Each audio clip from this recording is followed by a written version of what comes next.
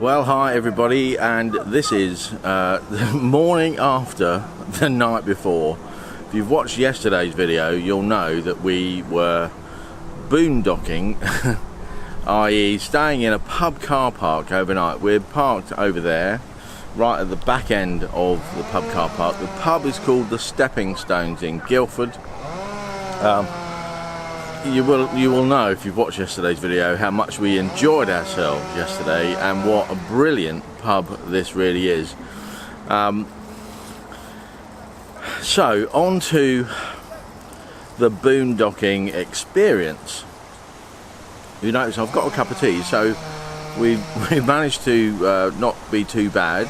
I've had a little bit of breakfast. It's about 10 o'clock in the morning now. You'll notice it's a bit of a grey day, so not too bad. But one of the things that we, I say I because I sort of take care of all the electrical stuff. I'd completely forgotten about the Wi-Fi dongle.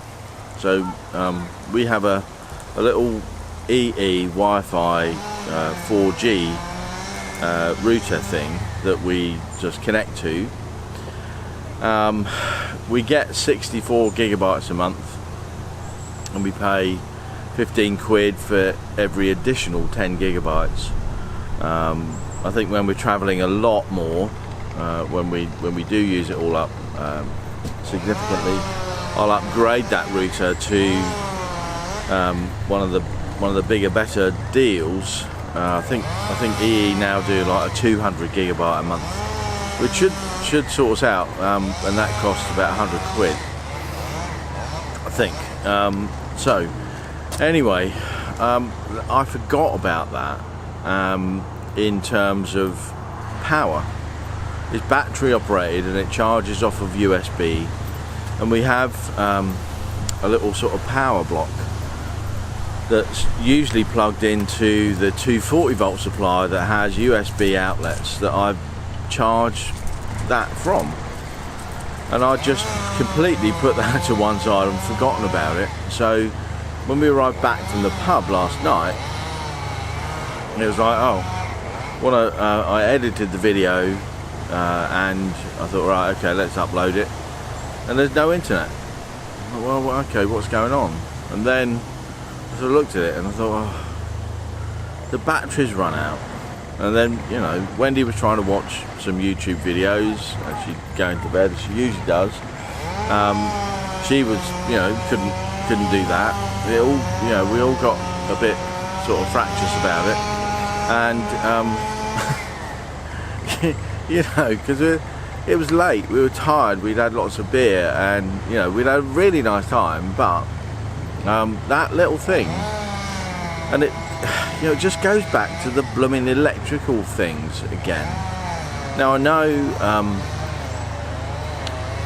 you know, 12 volt can work, and I'm moving more towards that, because what I found, because I really couldn't think straight last night, but what I found in the bedroom, there is a TV point, so with a 240 volt plug, a 12 volt outlet, and two TV outlet things, TV signal outlets.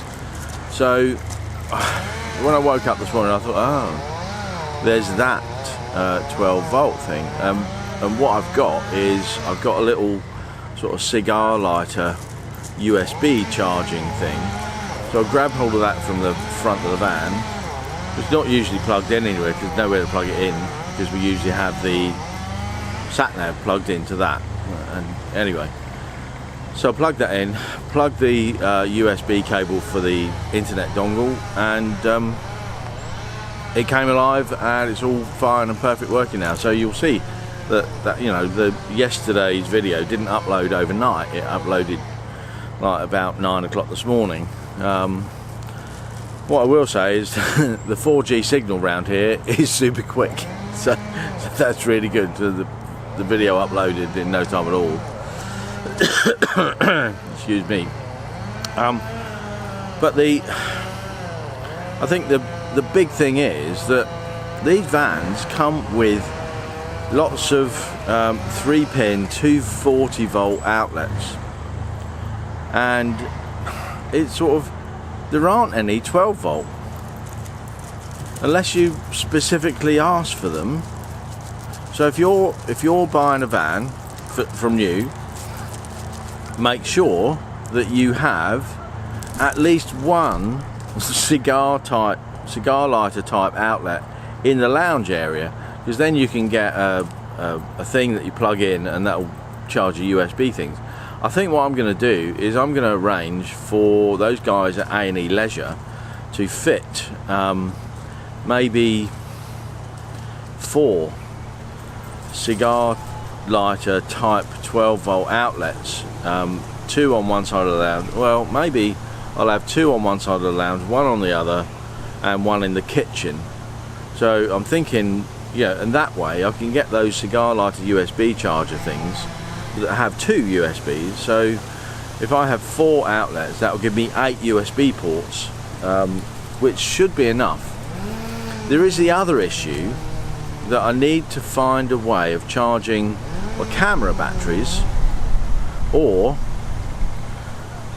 I don't know, ditching the camera and buying a different one that charges off of USB. I don't want to do that because you know, I love the Lumix G7. It's excellent. It's what we're recording on now. But we need a way of sort of moving away. Maybe the, you know, the extra batteries with the inverter would do for the time when I do need to charge up batteries from a 240 volt, because if I get 2 or 4 batteries, that'll give me like 600 amp hours in total across the 2 batteries I got there and the new batteries, and then an inverter running off those for occasional use. We'll never run out of 12 volt, and you know, it'll be a long time before we run out of 240 volt as well. And getting those charged up while we're driving along, because we do quite a bit of driving. I mean, we drove for 4.5 hours straight yesterday. So you know, all the batteries are charged up, you know, and then we've got the little solar panel on top. So yeah, I'm wavering on the big solar panel thing for the van. I think, well, I'm actually going from I'll do it, I won't do it, I'll do it, I won't do it, sort of decision making in my head. You know, my thoughts are that I will do it because I need the experience of that sort of solar power generation inverter battery thing to in prep for when we do the boat. I mean, you know, there is a thought that says, well, when you wait till you get a boat until you do the test on that, because you know, we'll probably buy an older boat that needs a bit of work, and I'll be able to rip all the electrics out, put 12 volt everywhere and inverted power through. I'd love to be able to buy for the boat a Tesla Powerwall, which is a huge battery storage unit. It's the most efficient that's on the market right now, and it you know, well, Tesla seems to know about battery power. Wouldn't be good for this. It's just too big, but for a boat, yeah, I think it would work. Anyway, so that's pretty much it. This is sort of supplemental vlog, if you like, just telling you about our experience overnight. We made a massive mistake about not having that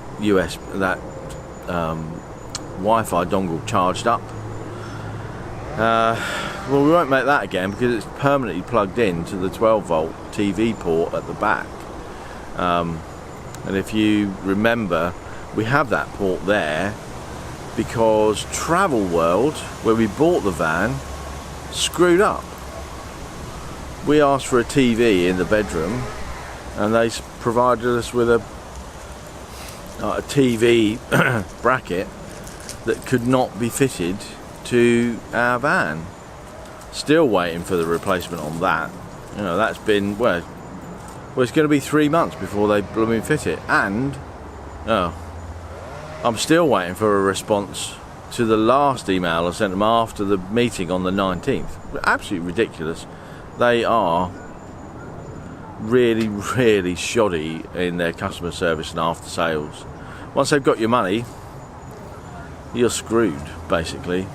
We're still waiting for that blooming awning to be fixed up there. I'm really, really annoyed about it. But anyway, that's another story which I'll be telling the whole thing on as and when we get a bit further into the fixing stage of this mess up that they've made.